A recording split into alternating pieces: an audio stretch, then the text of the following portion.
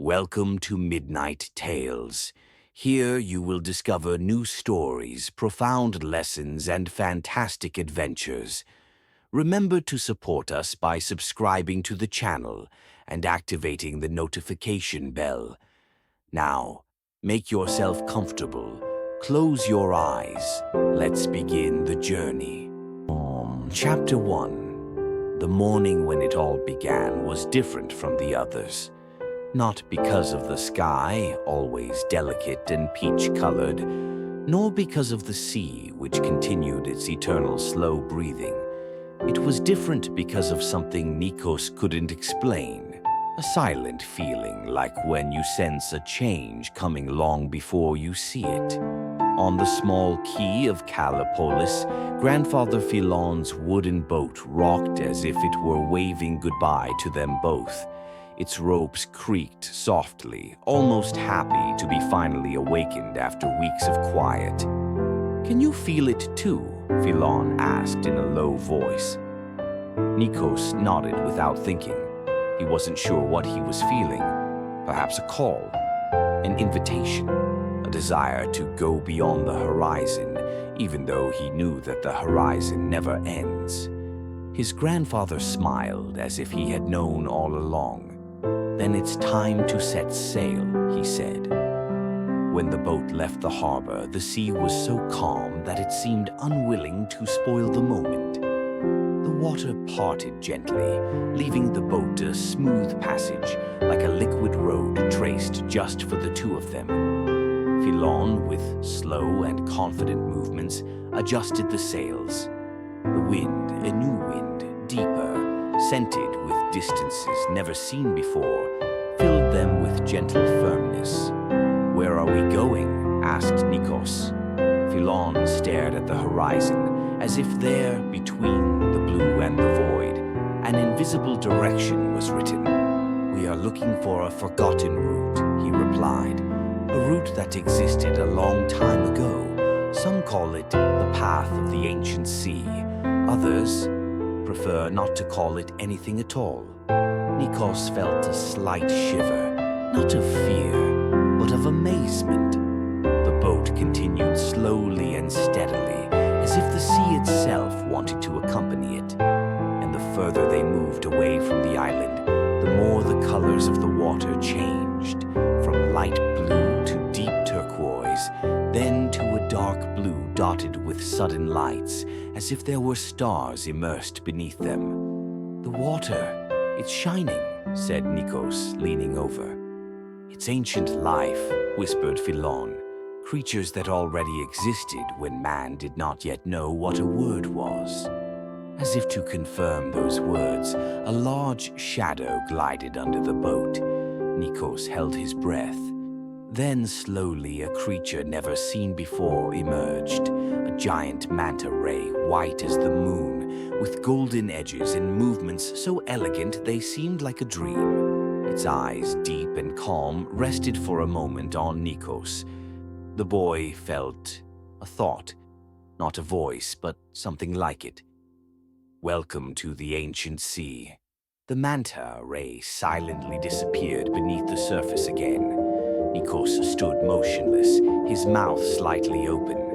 "The sea has greeted you," said Philon. "That's a good sign, but don't relax too much. Not all the creatures that inhabit these waters are so kind." The sky grew brighter.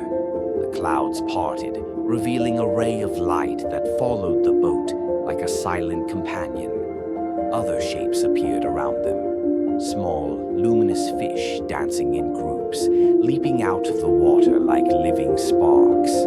Some had jade-colored fins, others had golden lines on their backs, and then, in front of them, something even more surprising, a giant blue turtle, its shell covered with luminous algae.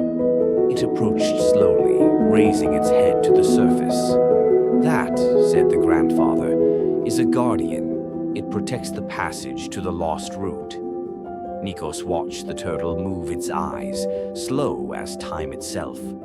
"What does it protect us from?" he asked. Philon took a deep breath. "From what seeks to destroy what is calm," he replied. "The ancient waters have good animals, and others born of haste, confusion, and the storms that men carry within themselves." The boat glided close to the turtle, which emitted a low, deep sound, almost like a song. A moment later, the water changed color again. Now it was emerald green, shiny like glass. It seemed to be pointing the way. "The route is open," said Philon. Nikos looked ahead. A long corridor of light seemed to arise from nowhere, tracing a path that disappeared beyond the horizon. "Are you ready?" asked his grandfather, placing a hand on the boy's shoulder. Nikos nodded. His heart was beating slowly, but with new strength. Their adventure had finally begun, and the ancient sea was waiting for them. Chapter 2. Nikos and Philon's ship glided slowly across the sea as if it were made of wind instead of wood. The sails, filled with the breeze, made a soft rustling sound, almost like a long, drawn-out sigh, which mingled with the quiet lapping of the waves. The sky at that hour, suspended between morning and afternoon, was a huge milky veil, and the light fell on the world with such gentle tenderness that it made everything seem even bigger and quieter. Philon stared at the horizon, clutching a rope in his hands, while Nikos, sitting near the edge, let his fingers brush the water. Every ripple seemed to tell him something, a memory, a smile, a legend that the world had forgotten. "This sea is strange," murmured the boy. "It seems to have no boundaries." Philon nodded slowly. Long ago it was said that there were lost routes, waterways that no one sails anymore. Some believed they were myths. Others were certain they led to places where the gods had left footprints that were still alive. Nikos looked up. "Do you think we're following one of those routes? The wind is pushing us in an unusual direction. The compass, it's not spinning as it should. And when nature behaves so strangely, either you're in danger or you're on your way to something worth seeing." The boy smiled, more fascinated than frightened. This was precisely why he had decided to leave, to seek what lies hidden where the world no longer looks. Meanwhile, the sea was changing color. From the clear blue of the morning, it was turning a turquoise with greenish hues, almost as if a submerged forest were moving beneath them. The further the ship advanced, the more the seabed seemed to light up on its own, as if a sun were sliding backwards, rising from the depths. Suddenly, something passed under the keel, slow and enormous. The ship rose imperceptibly, then fell back with a slight thud. Nikos held his breath. A whitish shape resembling a giant manta ray glided just below the surface. Its water wings looked like they had been drawn, soft as cloud fabric, and around it, small flashes, like sparks of stars fallen into the sea. "It's beautiful," whispered Nikos. Philon watched it without moving. A mantalia. They called them the guardians of the currents. No one had seen one in generations. The creature emerged for just a moment. A large eye, deep as a night lake, met the boy's gaze. There was no fear, no threat. It seemed like an invitation, a greeting between beings who understand each other's beauty. Then the mantalia disappeared, leaving only a long blue glow that slowly faded, like a fading thought. Hours later, as the sun began to dip toward the west, a cooler wind began to blow, carrying with it a sweet, resinous scent. Nikos raised his face. "It smells like wood and flowers." "That's a good sign," Philon reflected.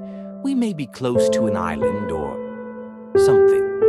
The sea grew calmer.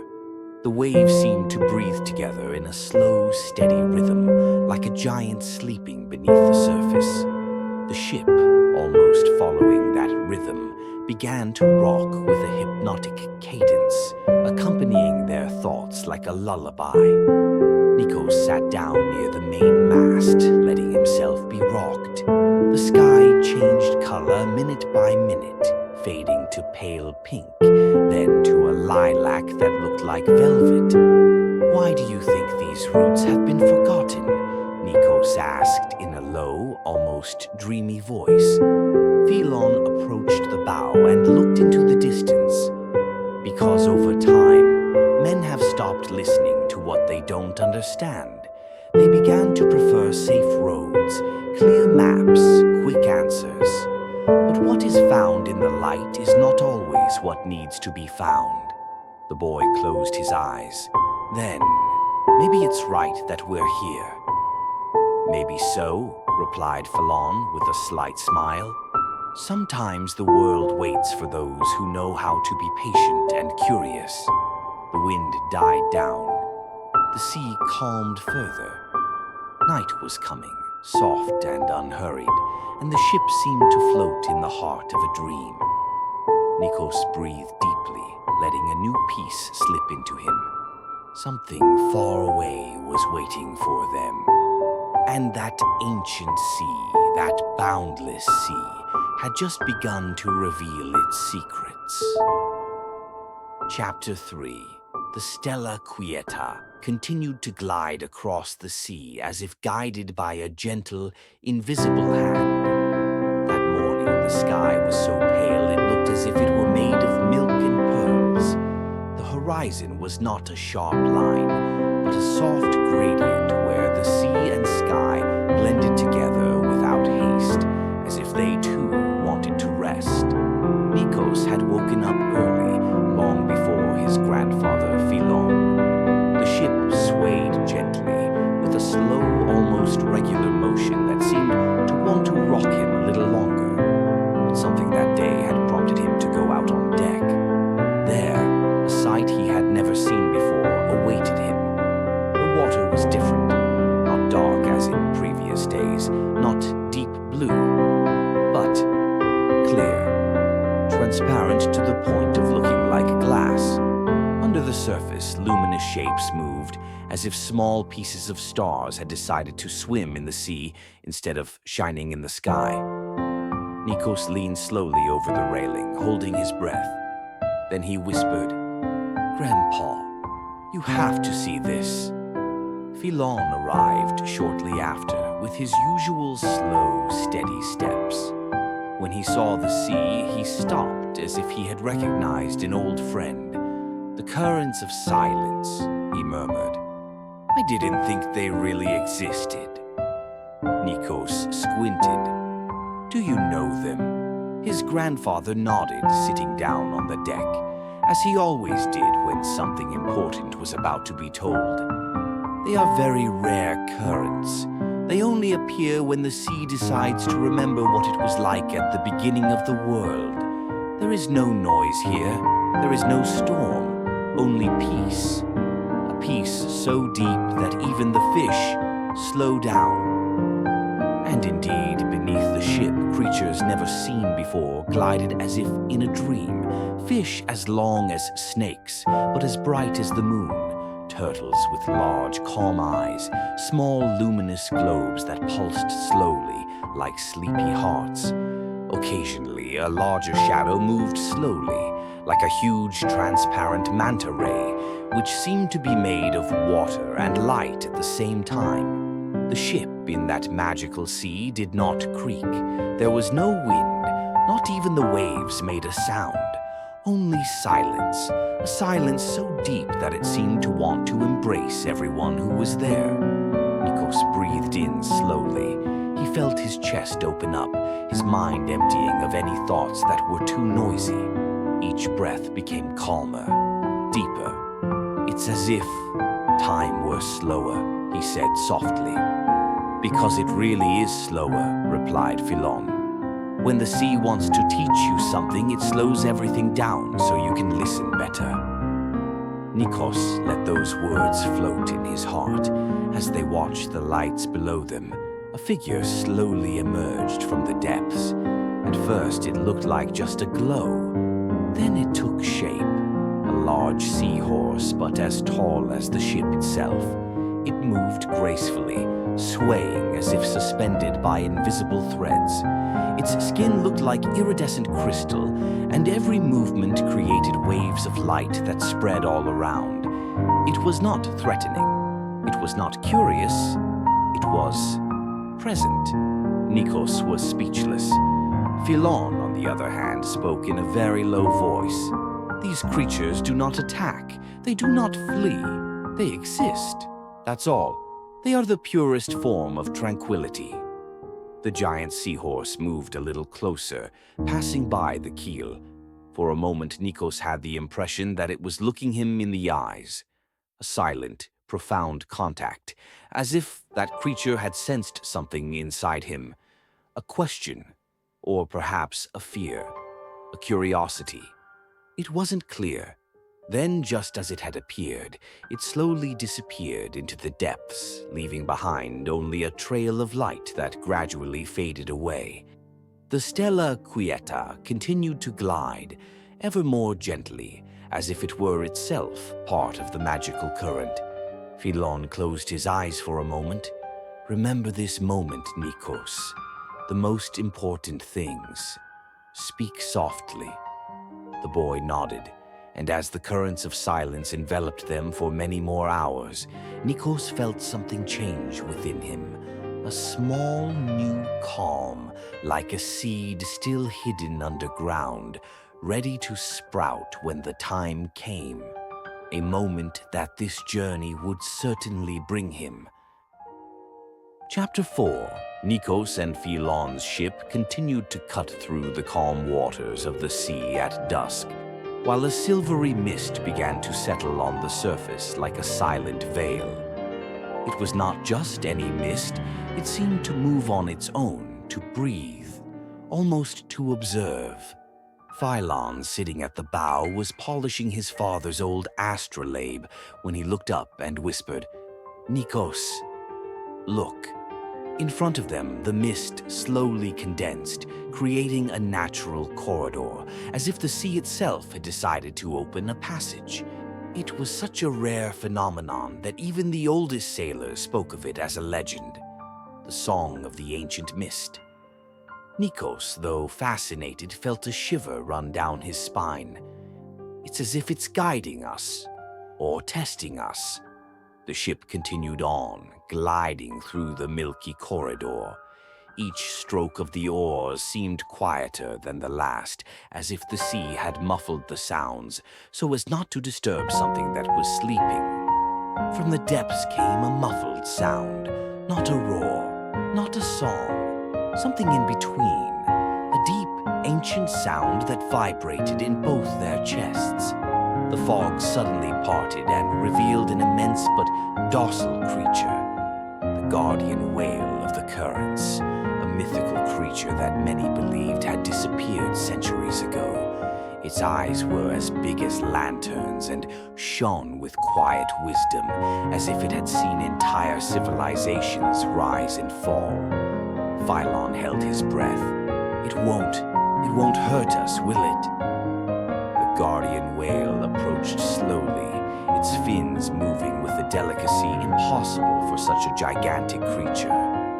Then, with an almost ritualistic movement, it brushed against the side of the ship. A huge, luminous trail lit up beneath the surface, like a path traced with submerged stars. It was a guide. Nikos understood instantly. It wants to show us the lost route, the one that no one has found for generations. The whale lifted its tail and struck the water gracefully. The mist dissolved like silver dust in the wind, leaving the sea clear and calm. The luminous trail, however, remained, and it was heading towards the horizon. Philon smiled softly, like a child who has found his way home. It seems that our journey has just really begun. The ship resumed its course, following the path of light. The guardian whale accompanied them for many miles until the sky became completely dark. Then, elegantly, it dived back into the depths, leaving them alone with a new certainty. Something was waiting for them. But it was not yet time to touch land. The sea was now more alive, and the two of them were closer than ever. That's all for today's story. If you enjoyed it and would like to hear more, please like and subscribe to the channel. Now, take a deep breath and relax. Good night.